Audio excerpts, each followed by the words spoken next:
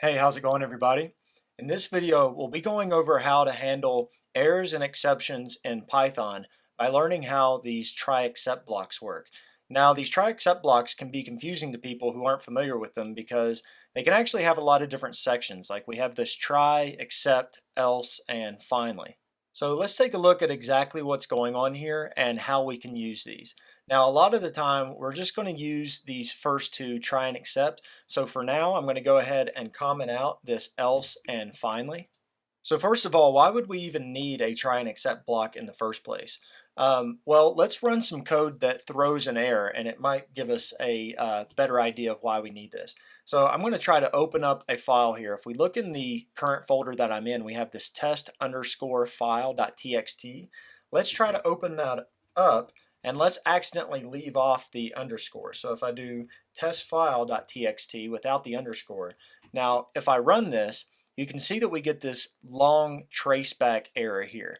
Now this is useful for us as developers because it gives us a lot of useful information. We have this line number here and file not found error and exactly what happened. But if we get an error like this, we wouldn't want something like this to be displayed to the people who are using our software. So if we can anticipate sections of our code that might throw an error or an exception, then we can use these try and accept blocks to handle them in the way that we want. So what I'm going to do here is I'm going to move the code that threw the error into this try section here. And within this except block, I'm just going to print an error and an exclamation point. Actually, let me make this a little bit more detailed. I'm going to say, sorry, this file does not exist. So now if I run this code, you can see that we receive our custom error instead of the longer, more verbose error that Python gave us before. So what exactly is going on here? So what's going on is that within our try block, we're going to try to run some code, and this throws an exception right here. So then if it throws an exception, then we go to our except, and then it's going to print out this line here. Now this exception here is kind of vague. Now if you remember, when we ran this code outside of the try except block, we got a file not found error. And we actually want to be as specific as possible when we catch our exceptions, because the goal of the try excepts isn't to just get around all of the exceptions and errors that we could run into. It's meant to catch the errors that we expect and handle them properly.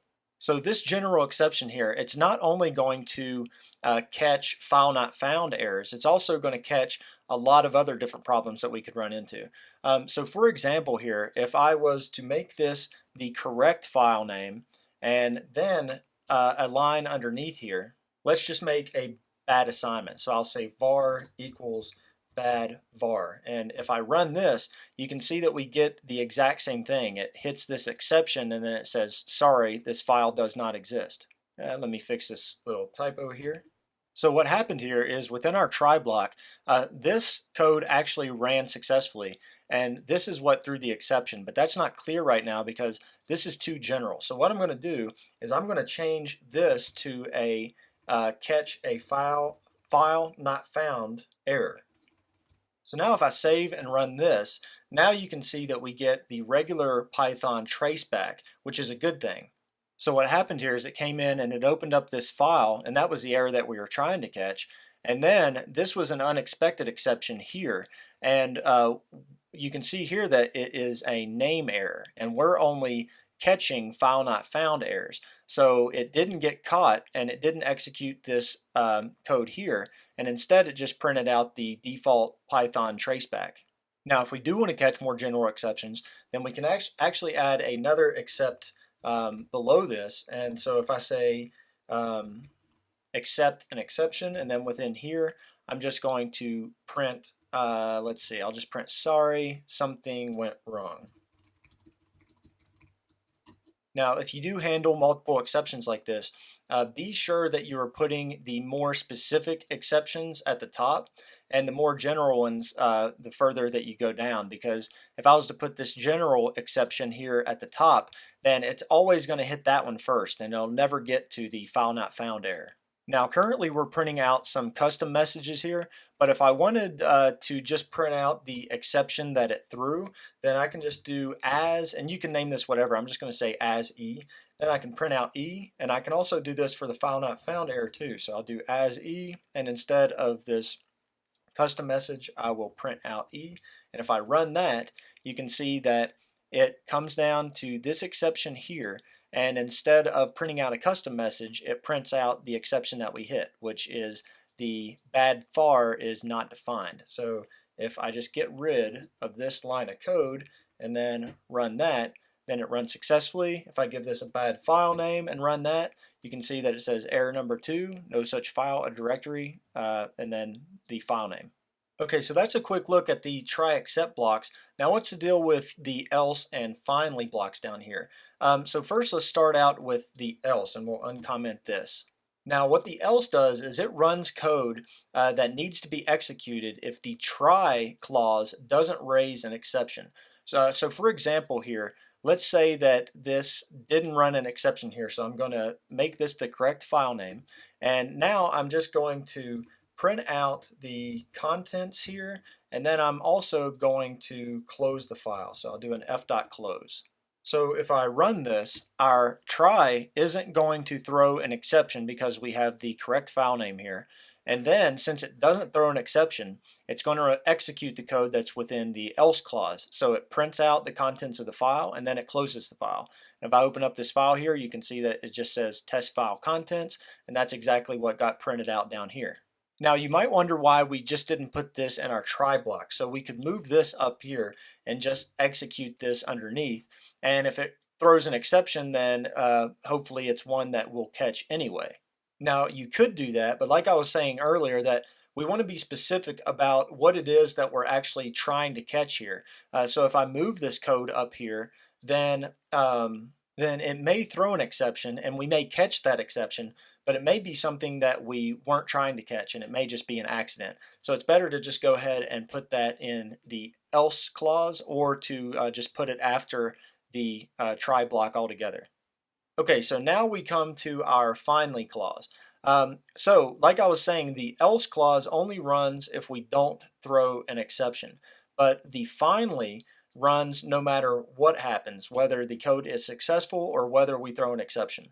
So this is useful for making sure that you release certain resources regardless of what happened in the try except. So for example, say you are working with a database or something like that, then this would be an area where you could close down the database at this step. So I'm just going to put in a print statement here, and I'm just going to say that I am executing the finally.